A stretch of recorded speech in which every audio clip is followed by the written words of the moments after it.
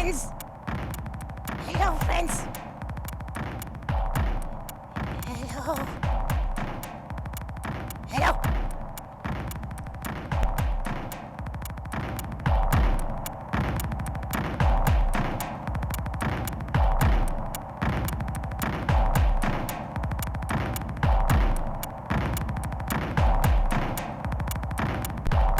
We are going to have so much fun. So much fun.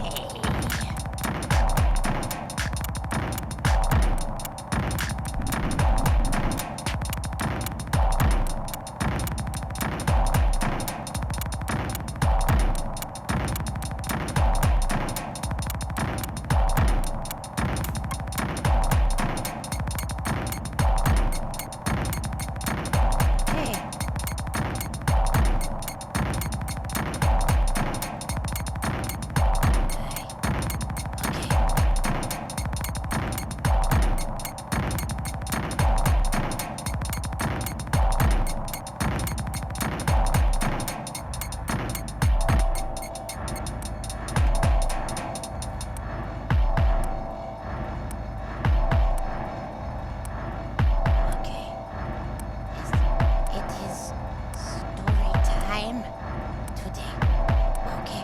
Everybody, pull up a blanket and some cookies and milk. Please raise your hand if you need to go party. Okay. Okay.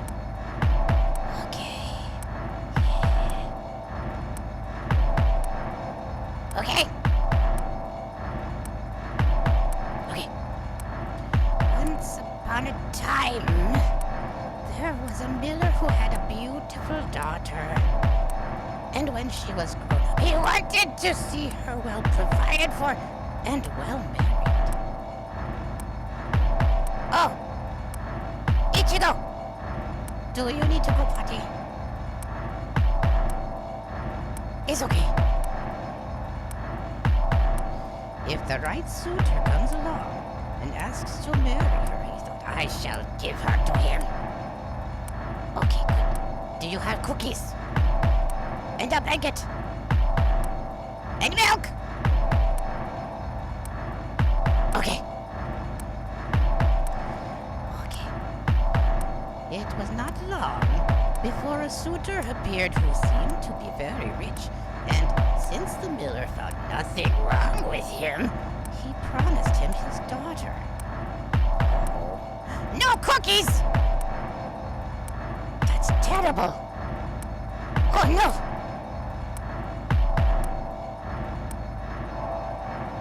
Okay. The maiden, however, did not love him the way a bride-to-be should love her bridegroom, nor should she trust him. Uh-oh. Whenever she looked at him or thought about him, her heart shuddered with dread. One day, he said to her, "You were my bride-to-be, and yet you've never visited me." What does that mean? I don't know. I don't know where your house is, the maiden replied. My house is in the dark forest, said the bridegroom. She tried to make excuses and told him that she would not be able to find the way. But the bridegroom said, "Next Sunday, I want you to come out and visit me. I've already invited the guests, and I shall spread ashes on the ground so you can find the way." When Sunday arrived and the maiden was supposed to set out on her way, she became very anxious, but could not explain to herself why she felt so. She filled both her pockets with peas and lentils to mark the path. At the entrance to the forest, she found that the ashes had been spread, and she followed them while throwing peas right and left on the ground with each step she took. She walked nearly the whole day until she came to the middle of the forest. Then she saw a solitary house, but she did not like the look of it because it was so dark and dreary. She went inside and found nobody at home. The place was deadly silent. Suddenly, a voice cried out.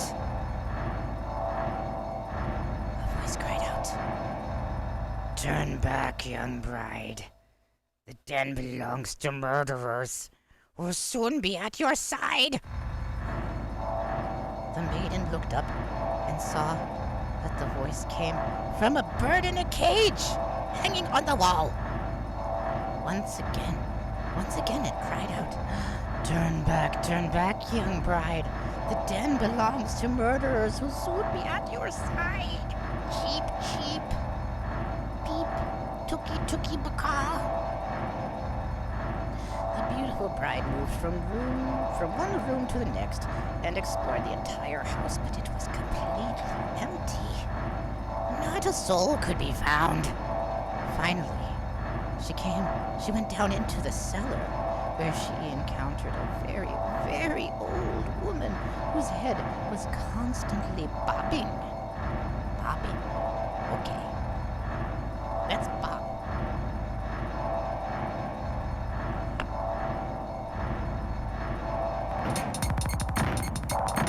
Oh yeah. Yeah, okay. Okay.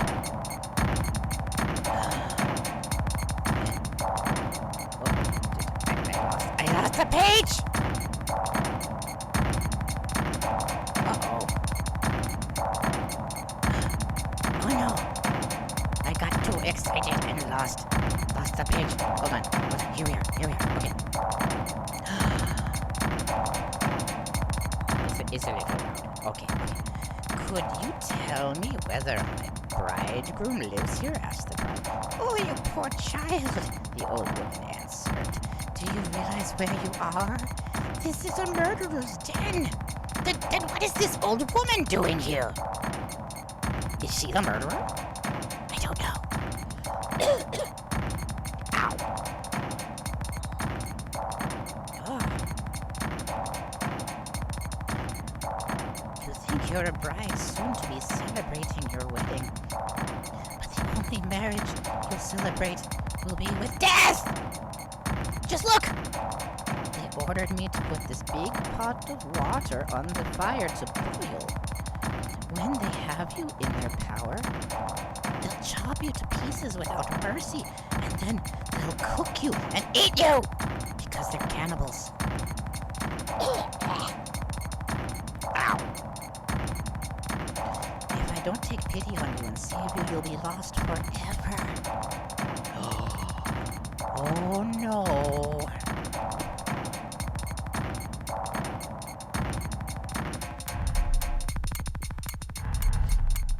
Okay, what happens now? The old woman then led her behind a large barrel where nobody could see her. Oh, okay. Be still as a mouse, she said. Don't budge or move. Otherwise it will all be over for you. Tonight, when the robbers are asleep, we'll escape. I have been waiting a long time for this chance.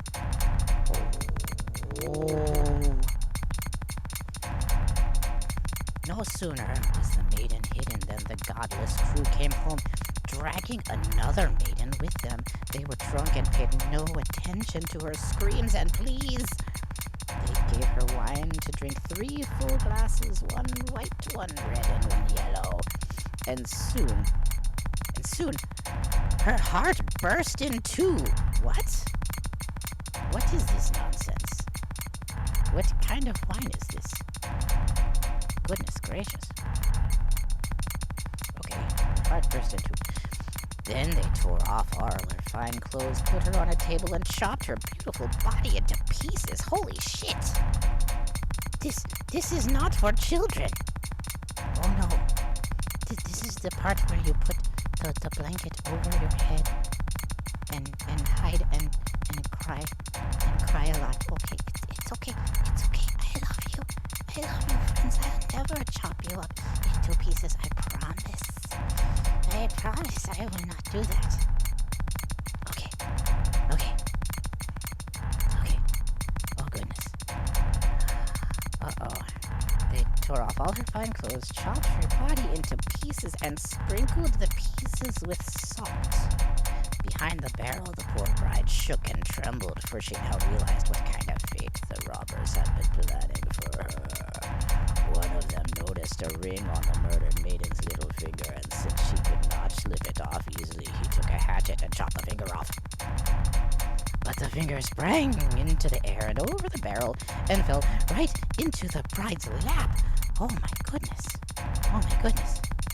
The robber took a candle and went looking for it, but he could not find it.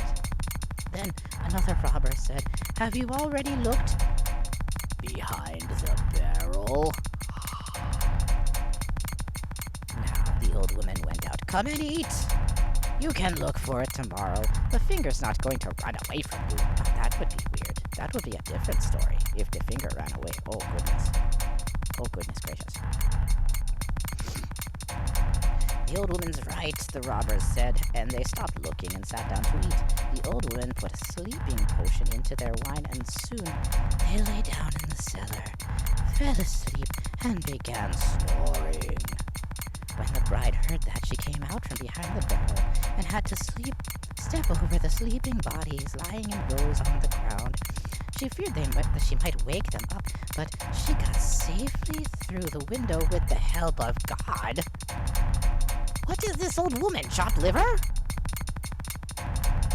The old woman went upstairs with her and opened the door, and the two of them scampered out of the murderer's den as fast as they could. The wind had blown away the ashes, but the peas and lentils had sprouted and unfurled, pointing the way in the moonlight. They walked the whole night, and by morning they reached the mill. Then the maiden told her father everything that had happened. When the day of the wedding celebration came, The bridegroom appeared, as did all the relatives and friends that the miller had invited. As they were sitting at the table, each person was asked to tell a story. Uh-oh. The bride, though, remained still and did not utter a word. Finally, the bridegroom said, "Well, my dear, you can't think of anything. Tell us a good story." "All right," she said, "I'll tell you a dream. I was walking along through the forest and finally came to a house. There wasn't a soul to be found at the place except for a bird in a cage on the wall that cried out, 'Turn back, young bride. The dead belongs to murderers who soon be at your side. Tookie, tookie, macaw, cheep, cheep, bok, bok, bok, bok.'" Then the bird repeated the warning. My dear, it was only a dream. It was only a dream. After that, I went through all the rooms and they were empty, but there was something about them that gave me an eerie feeling. Finally, I went downstairs into the cellar where I found a very, very, very old woman who was bobbing her head. I asked her, "Does my bridegroom live in this house?" "Oh, you poor child," she responded. "You've stumbled on the murderer's den. Your bridegroom lives here, but he wants to chop you up and kill you, and he wants to cook you and eat you." Oh. My dear, it was only a dream. Then the old woman hid me behind a large barrel, and no sooner was I hidden than the robbers came home, dragging a maiden with them. They gave her all sorts of wine to drink, red, white, and yellow, and her heart burst in two. My dear, it was only a dream. One of the robbers saw that a gold ring was still on her finger, and since he had trouble pulling it off, he took a hatchet and chopped it off. The finger sprang into the air, over the barrel, and right into my lap. "And here's the finger with the ring." With these words, she produced the finger and showed it to all those present.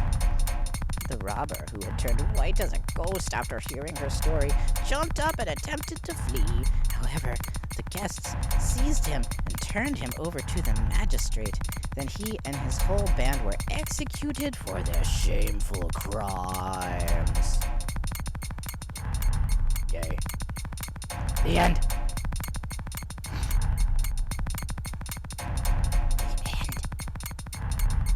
But what is the moral of this story? What are we supposed to learn? What are we learning here? Arranged marriages are bad. The end.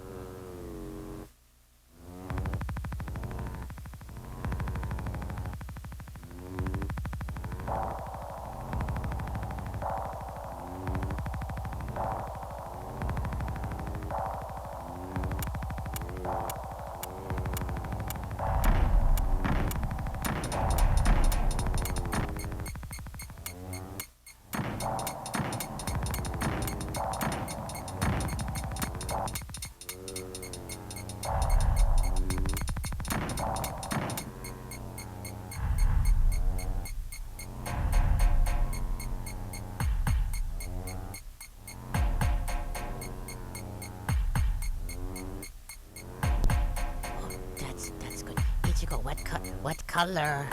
What color? What color?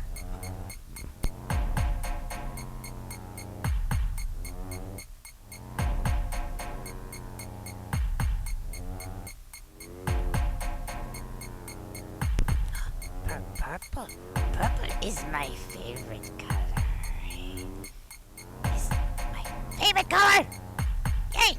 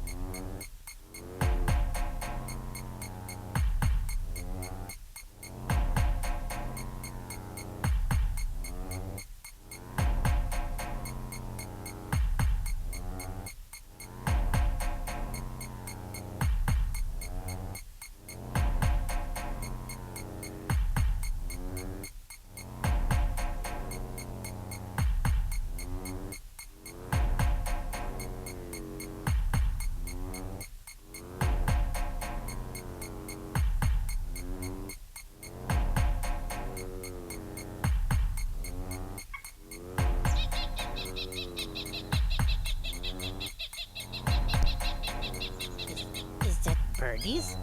Birdie sounds!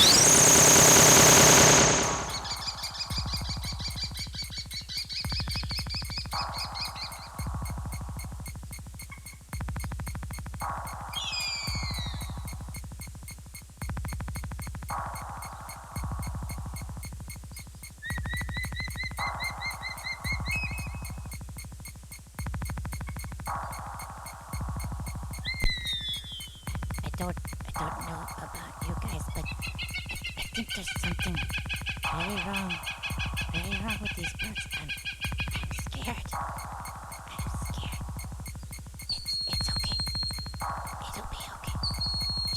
Just scary birds. It's okay.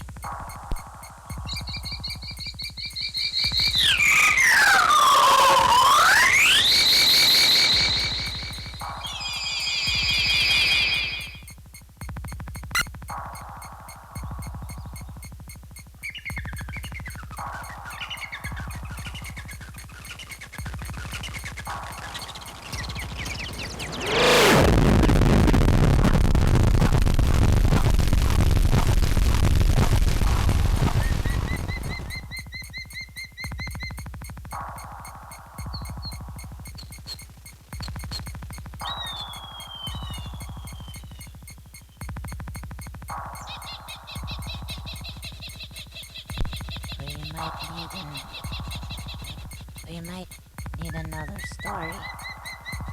Is it time for another story? Who wants another story? It will not be as scary, I promise. Not a scary story. Who wants a story?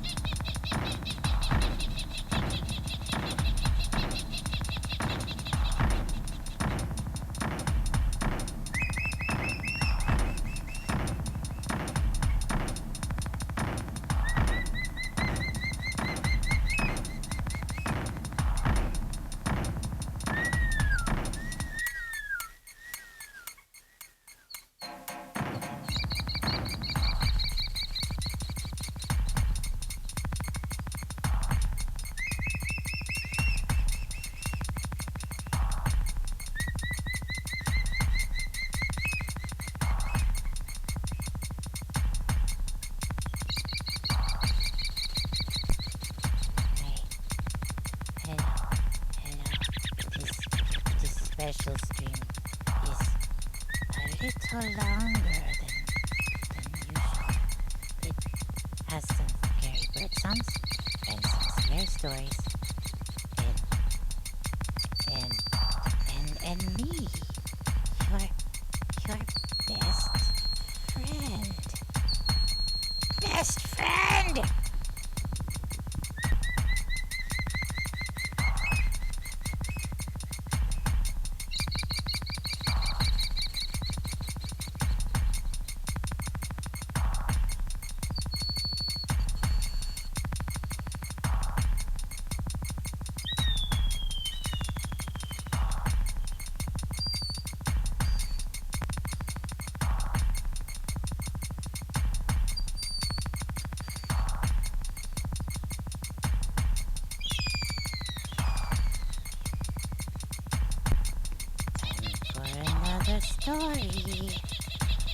Story time. Okay. Story time. Hold on.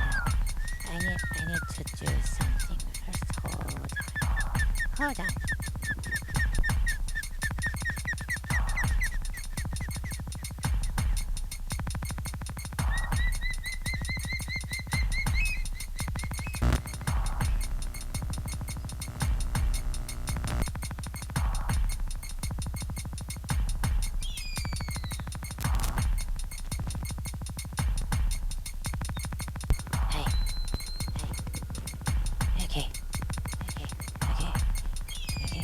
It's only a little scary, but a little more scary.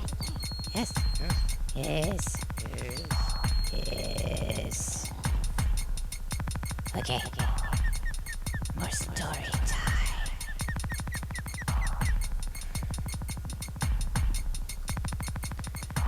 Oh, this book is very big. It's very big book of scary stories. Not scary. They're not scary. I promise. It's not scary. No. Okay. Ready. Story time number 2. Once upon a time, there was a king who had 12 daughters. One more beautiful than the next. They slept together in a large room where their beds stood side by side, and in the evening when they went to sleep, the king shut and locked the door. However, when he opened it in the morning, he could see that their shoes were worn out from dancing. And nobody could discover how this kept happening. Finally, the king had it proclaimed that whoever could find out where his daughters danced during the night could choose one of them for his wife and be the king after his death. Oh, wow. But anyone who came and failed to uncover everything after 3 days and nights would lose his life. Not long after the proclamation, a prince came and offered to undertake the adventure. He was well received, and in the evening he was conducted to a room adjoining the bedchamber of the king's daughters. His bed was set up there, and he was told to watch and find out where they went dancing. Okay. And just to make sure they could not do anything in secret or go to anywhere else, the door of their room that led to his was kept open. Still, the prince's eyes became heavy as lead and he fell asleep. When he woke the next morning, the 12 of them had been to a dance, for their shoes were standing there with holes in their soles. The same thing happened the second and third night, and his head was cut off without mercy. After that, there were many who came to try their luck, but they were all destined to leave their lives behind them. Oh no. Sorry. No lady is this hot. Nope. Sorry about it. Now, it happened that a poor soldier who had been wounded and could no longer serve in the army headed towards the city where the king lived. Along the way, he met an old woman who asked him where he was going. I really don't know myself, he said, and added jokingly, but I'd certainly like to find out where the king's daughters go dancing and where they wear out their shoes so I could become king. Oh. That's not so difficult, said the old woman. Just don't drink the wine that's brought to you in the evening, and then just pretend that you've fallen asleep. Then she gave him a little cloak and said, when you put this cloak on, you'll be invisible.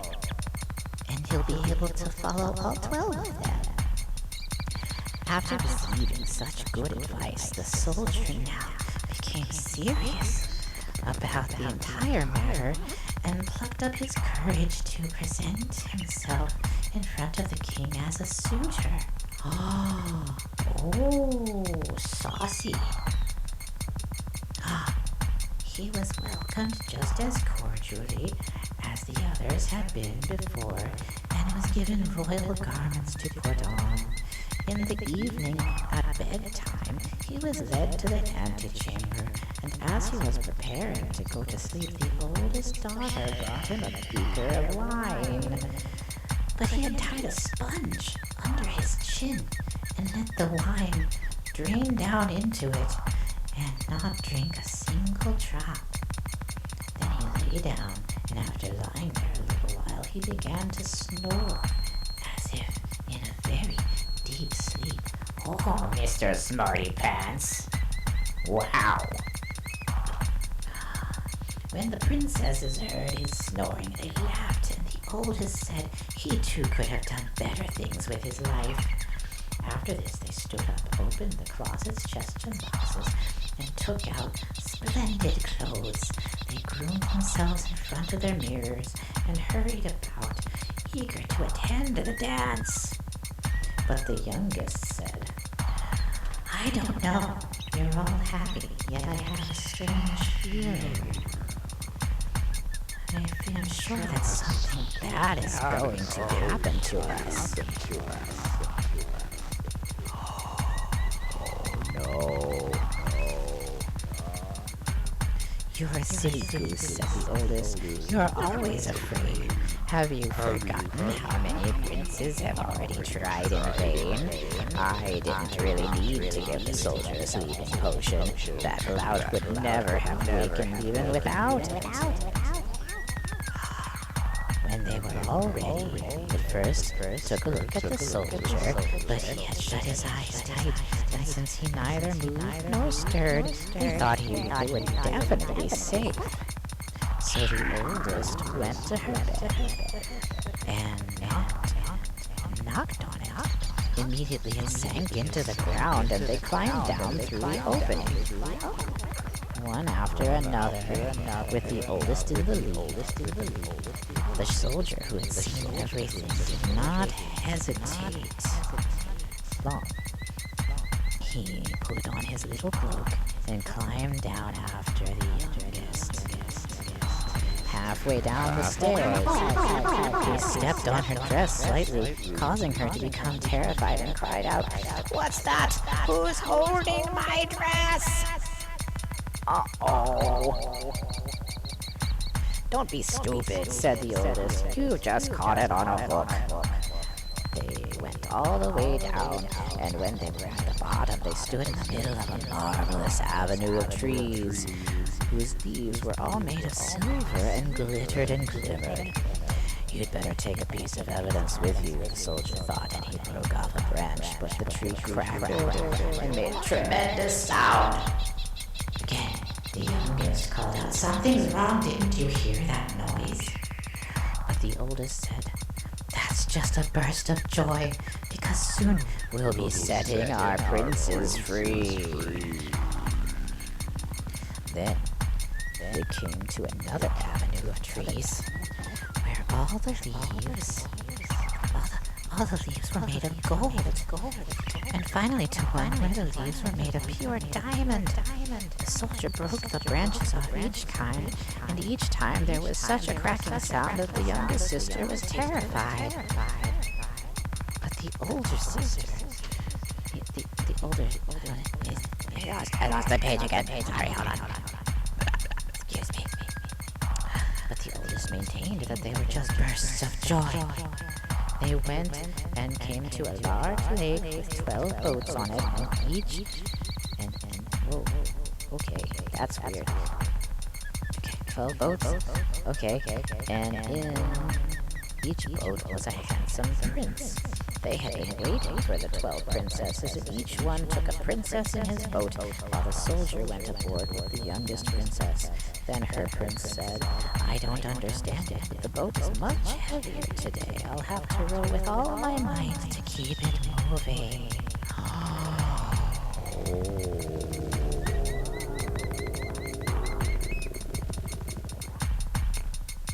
Okay. "It's probably due to the warm weather," said the youngest. "I feel quite hot, too." On the other side of the lake stood a beautiful, brightly lit palace, and the sounds of merry music with drums and trumpets could be heard from it. They rode over there, entered the palace, and each prince danced with his sweetheart. The invisible soldier danced along as well. And wherever a princess went to drink a beaker of wine, he would drain it dry before it could reach her lips. The youngest sister was terribly concerned about this too, but the oldest continued to soothe her. They danced until 3 in the morning, and When all the shoes were worn through and they had to stop, princes rode them back across the lake, and this time the soldier sat in the first boat with the oldest sister.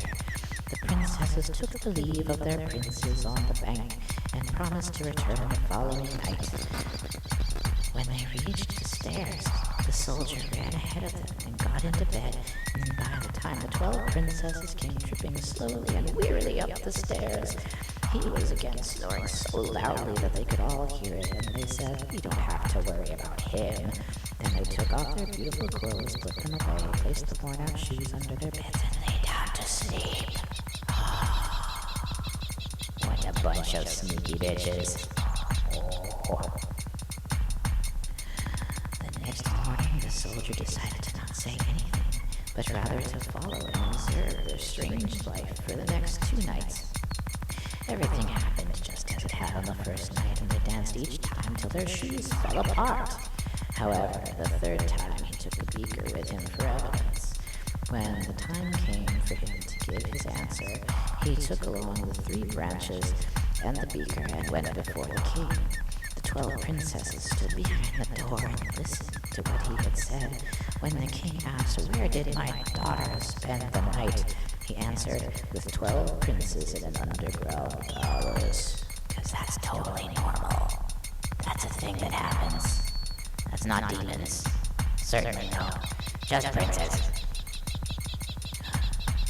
Then he reported what had taken place and produced the evidence. The king summoned his daughters and asked them whether the soldier had told the truth. When they saw that they had been exposed, and that denying would not help, they had to confess everything. Wow. Then the king asked the soldier which princess he would like for his wife. "I'm no longer young," he answered, "so I'll take the oldest." The wedding was held the same day, and the king promised to make him his successor and to the kingdom after his death. The princes, however, were compelled to remain under a curse for as many nights they danced with the princesses. That's kind of lame. Aren't they demons? They're demons, right? They live underground. That's scary. That's so scary. That's so scary. Okay. That's the end of that story. Let's make some more noises, okay? Okay, let's do it.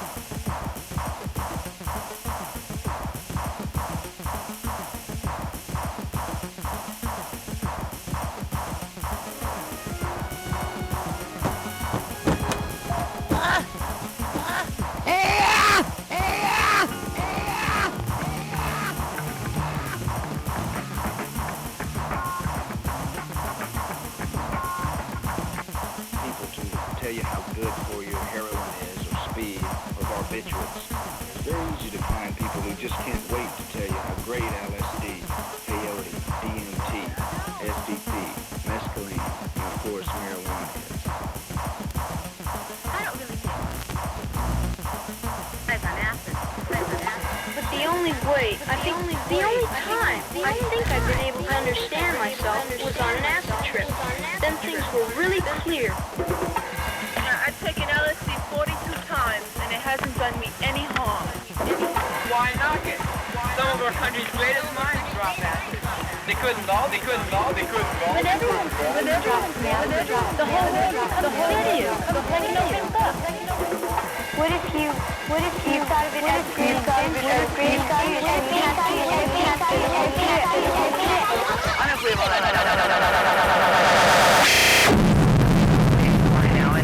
That's basically what one side has to say in favor of LSD.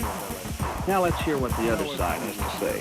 Then we'll be able to make up our own mind. Let's hear from young people who had their reasons for being down on LSD. Let's also hear from doctors, psychologists, and other experts who have tried LSD themselves.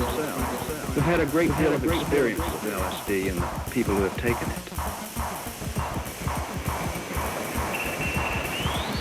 But the only way I've been able to understand myself was on an acid trip.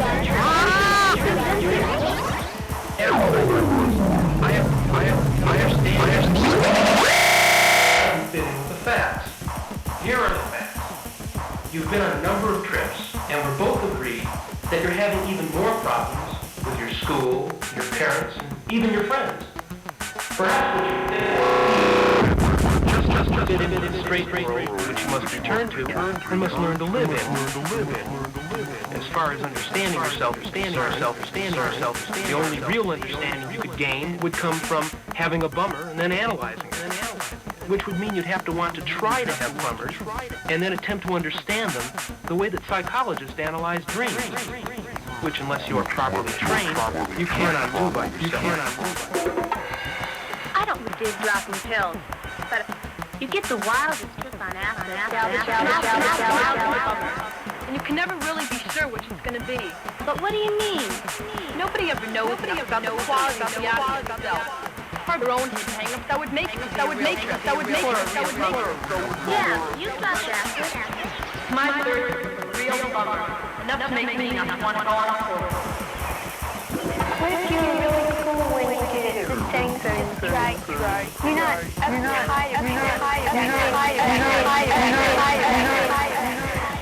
What if you think of it as a great adventure, a great experience, and you have someone with you through the whole trip, someone straight who hasn't had any acid? Well, it could be a great experience, great adventure. If you're really in the right,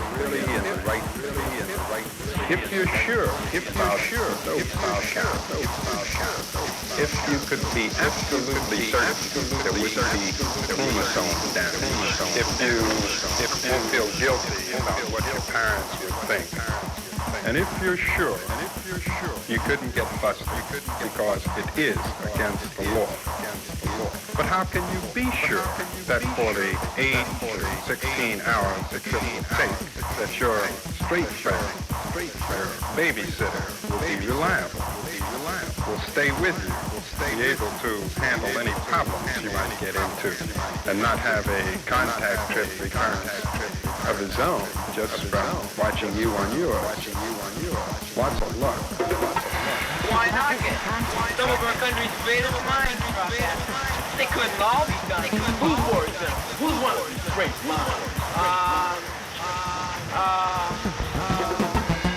You don't I keep explaining it. You don't understand. LSD or mescaline. If you just let it happen. Wow. You learn you can really love yourself. Even when you come down. You can really love yourself. I don't agree with you. I mean, what kind of a person are you? You can only love yourself mad if you take your drugs. But LSD and mescaline open your mind, your feelings. You see, you can feel you can just stop.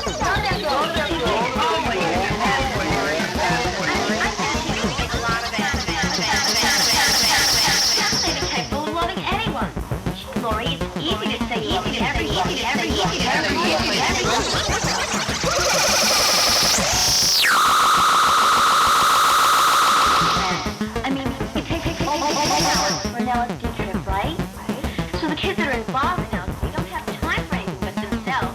They don't have time for anybody, whether it be just one person or everyone in their lives. You guys are just not belong back in the dark cavemen. How do you expect to get on this field if you don't keep up with what's going on? Know what's wrong with the whole world. The whole world's become clear to you, like an open book. I've got news for you.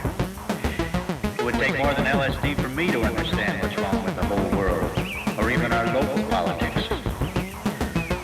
Honey, you may think that you know things when you're up, but you can't really know any more than you already knew before you took the LSD. You may have feelings with LSD about what you know, feelings you've never felt before, but you could never know what you haven't learned yet. Evelyn, I've been trying to tell you something, but you never give me a chance. I'm listening. Why don't you tell me what you're going to say? I've been thinking we should try some acid. I hear it's a real cool trip. Sure, so is cocaine. But where are we going to find that kind of money? Besides, if anyone finds out we'll be in a lot of trouble. Man, like cocaine is a hard drug. I'm talking about acid, dummy. LSD, not cocaine. Don't tell me about acid. I know too many kids around here that they tell me that they've been on bad trips on LSD. They saw rats, roaches, different sizes, shapes, and colors. It was like a nightmare. That stuff ain't for me. No way. So, Mrs. Sundae, isn't it true that everybody's being uptight about those freaky chromosomes? Isn't it true that most scientists don't agree on chromosome breakage? Besides, does it matter as long as I don't drop any acid while I'm pregnant? If LSD won't kill my chromosomes, the pollution in the air and water will. So what's the difference? The difference is we're talking about two different things. We know that if we don't take LSD, we won't damage your chromosomes. All scientists know that it's too soon to know exactly what the damage will be, especially to your children and your children's children. Water and air pollution are killing us anyway. That could be, but I don't agree that we should sit back, swallow some acid, and say, well, man, pollution's going to kill us anyway. This time the whole country is worried about pollution, and things are being done about it all the time. How much are we doing about it if all we do is complain and swallow a drug? Not much better than bad people doing bad things about our water and air. This world is in bad shape, but it's the world that your generation is going to have to run in the next 10 to 30 years. So what kind of preparation is LSD, STP, DMT, marijuana for what you're going to have to do to straighten it out?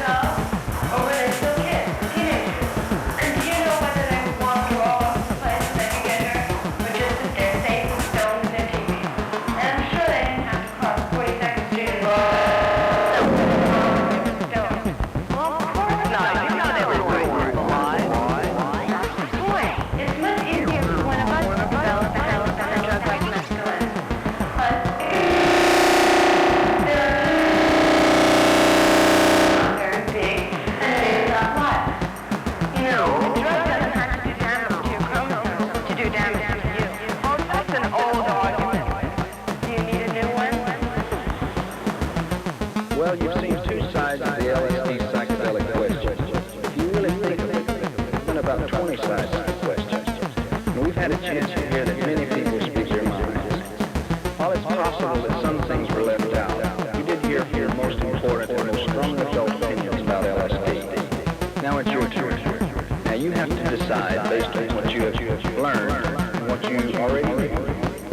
Is it worth the risk to your mind and body to drop acid, kicks, or knowledge about yourself and the world you live in? 2, are you sure you're the kind of person who will not get hung up on acid?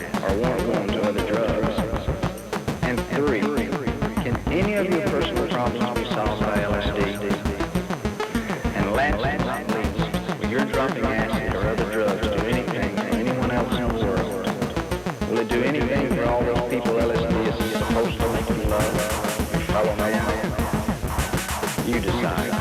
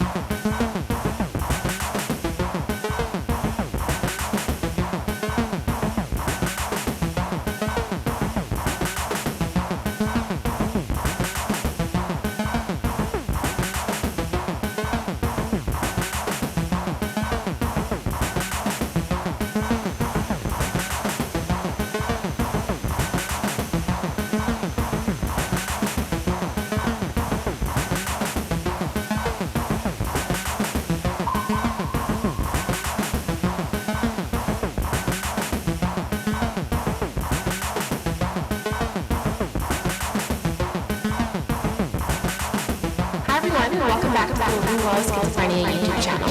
In today's video, I'm going to be reacting to and discussing whether or not the schizophrenia symptom.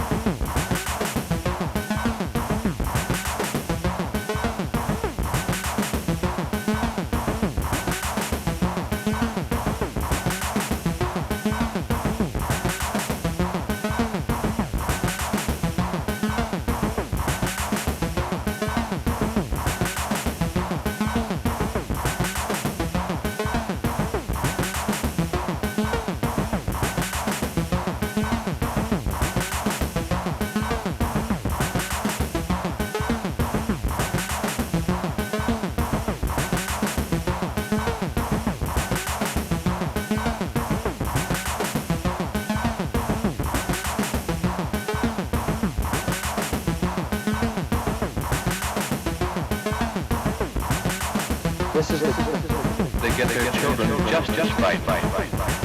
They begin to describe to each other their frustrations at home, trying to get their children to listen to them. How can you study with all that noise? Sounds like a rang downstairs. What did you say? Nothing, it's a trade problem. I thought I knew you get a haircut. I'd stay for this test. It's always something. Now, let me tell you. Bill and his father out. And where do you think he learned how to do that? He learned it from you, Mr. Jones. From me? Well, not just from you, Mr. Jones.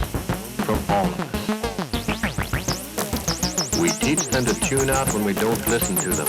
There's going to be a great big war. They're going to drop out. We're going to have to hide the come on the phone. Tommy, your favorite TV program. We start teaching it to them very young. And we never stop. Excuse us, Miss Boston. Do you mind if we ask you a question about the assignment? Yes? Do you think that the writer's implication was that the character was dreaming the whole story? It's established in chapter 6. She's tuned them out, involved with their appearance, not their problems.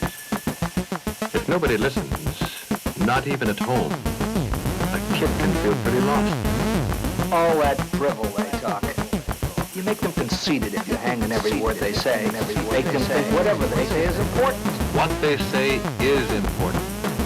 Sometimes it might even be a cry for help. Those hippies are at it again. Police arrested 8 more last night up on the strip. Oh, Daddy, you're always picking on them. Mary was there and she said they didn't do a thing. It was the police. And it says right here that alcohol does more harm to your nervous system. Or the alcohol lobby doesn't want that known. Stop reading that underground trash and pay more attention to your homework. Oh, come on, darling. I never got good grades, and I caught a husband. I'll call you later from the club, dear.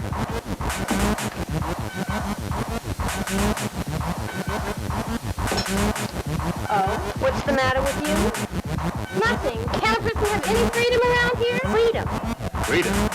That's enough to frighten any parent. Her imagination is running wild. What does Nancy want? Just a minute. Are you going out barefooted? cold outside. I don't care what the temperature is. A young lady does not go out in public without her shoes. Nancy was testing, not consciously, but needfully. She was seeking the freedom to make the small decisions in her life, to have a sense of her own self. Okay, I'll wear shoes. But you could worry about clothes for other reasons. Somewhere Mrs. Porter had read that long sleeves were being worn to cover needle marks. When she thought about it, she hadn't seen Josh with bare arms for a long time. She felt both foolish and she felt both foolish and she had to find out, had to find out, had to find out, had to find out, had to find out. Well, after all,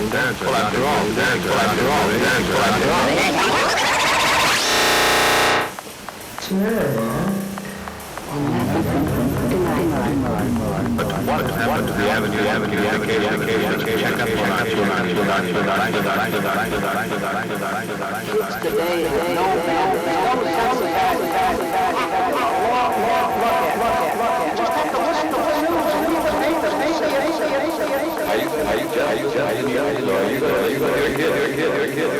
You're right. As much as I've got to say that they are and sloppy, especially Bill.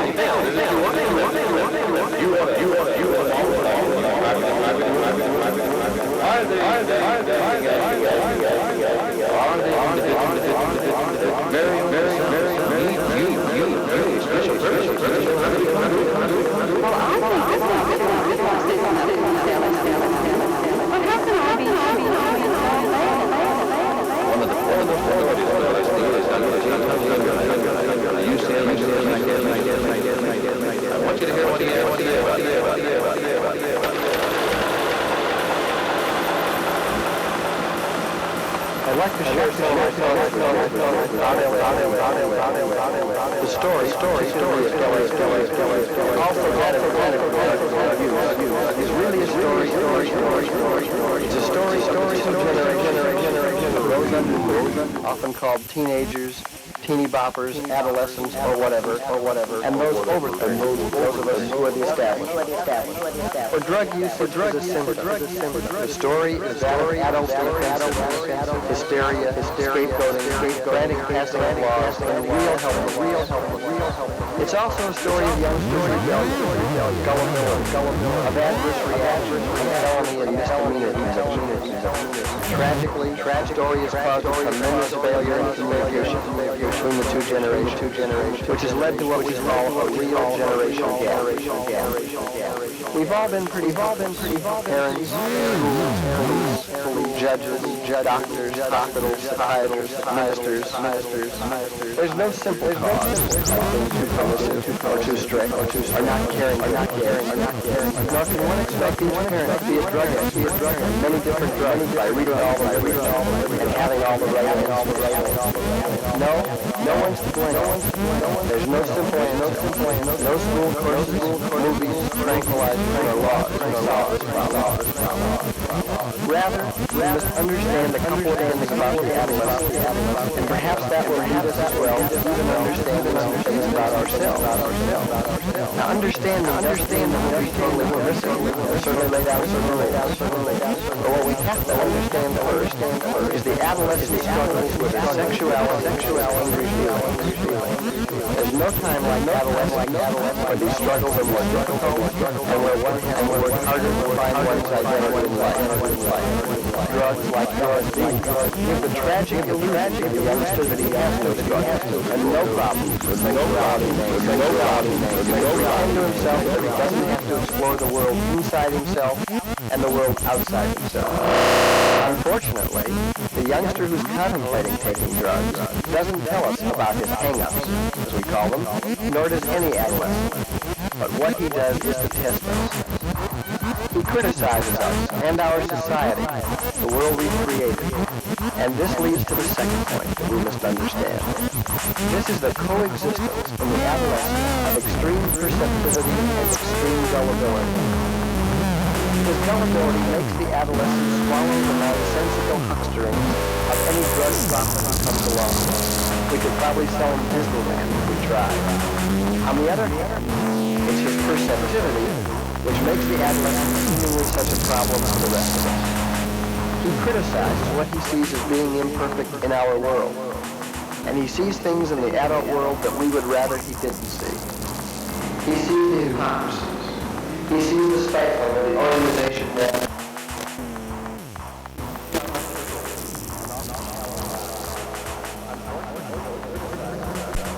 Hello? Hi. Hello. Hey, friends. Hello, friends. Hello.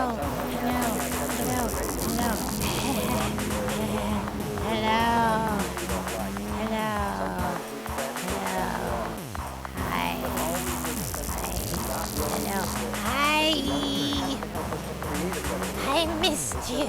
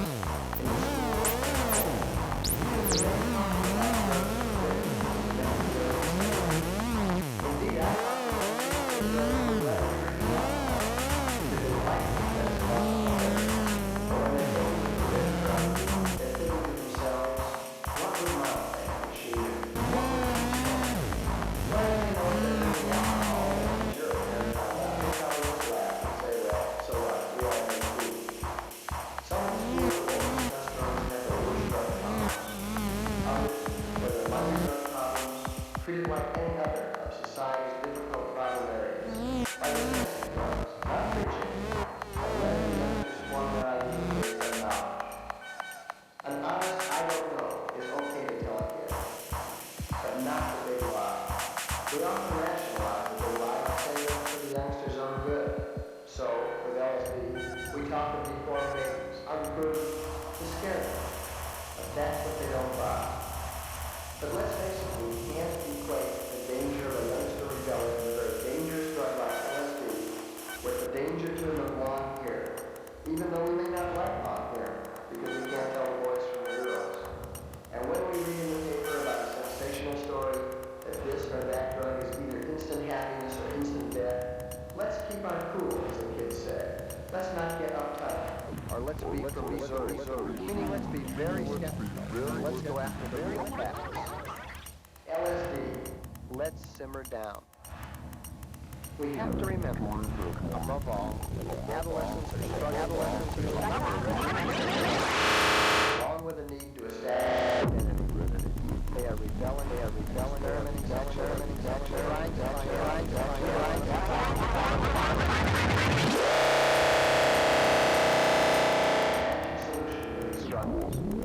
but because the drug calls the adolescent to himself,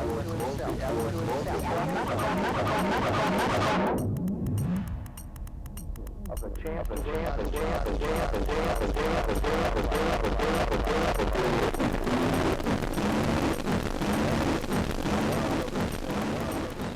LSD will surely become obsolete as other more potent psychedelics are developed.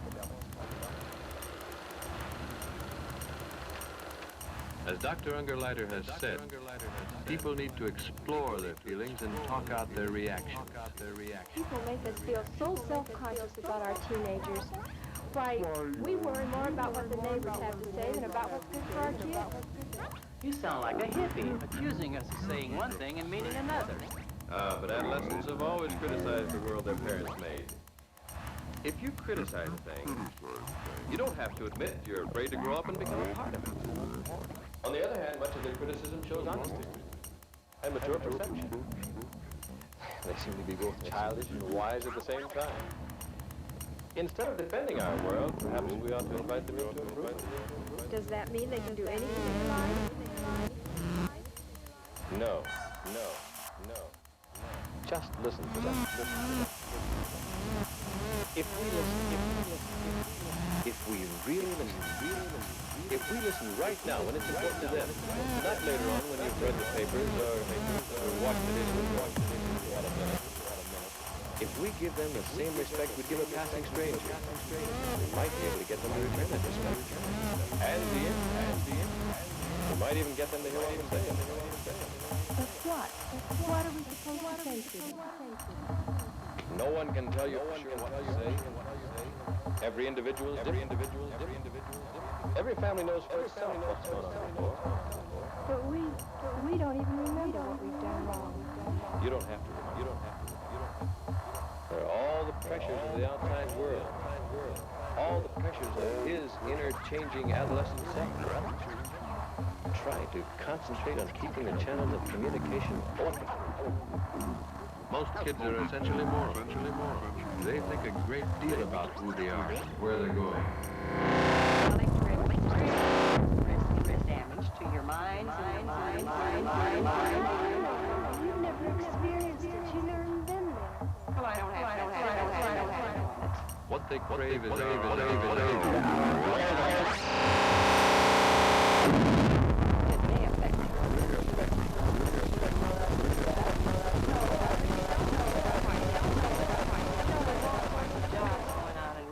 and investigations about LSD. Why not get on that side of the fence? None. Keep your cool. Now it's time to discriminate. Growing up is indeed going help by setting reasonable rules. Going help can help to form.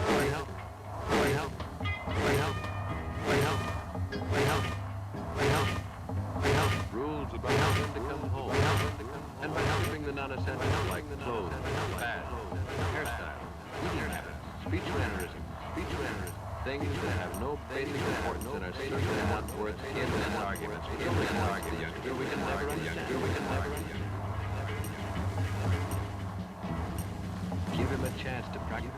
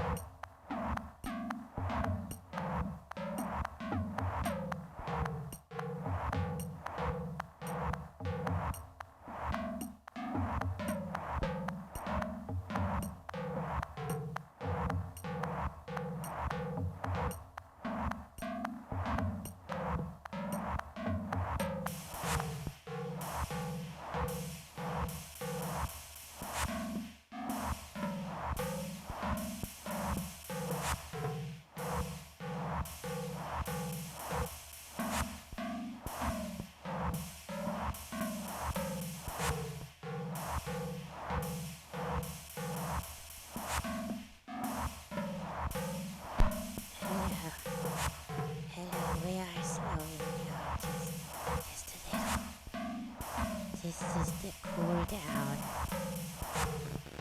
Is everybody feeling good? Did you have enough milk and cookies and blanket? For my best friends who I love very much. Very much, I love you.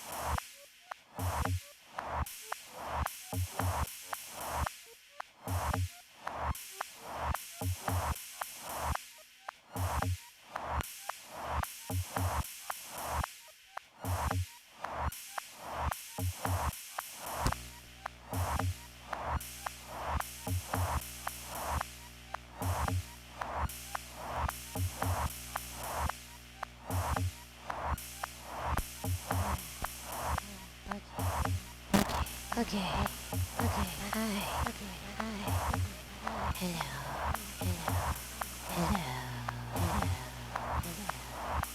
How are my friends doing? Are you still my friends?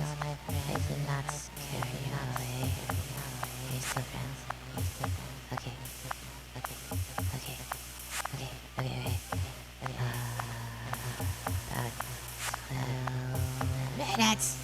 About 12 minutes. Till we and we need to go party.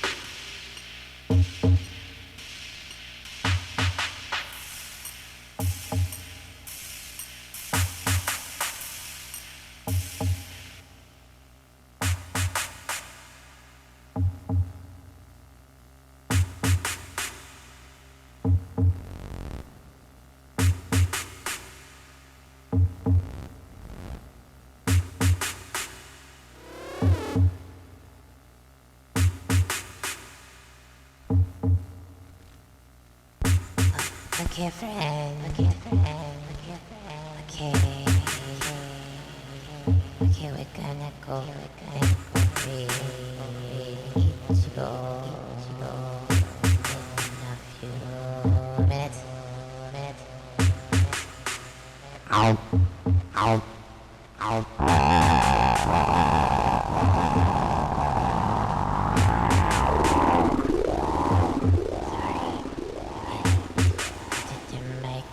Nice girlfriend,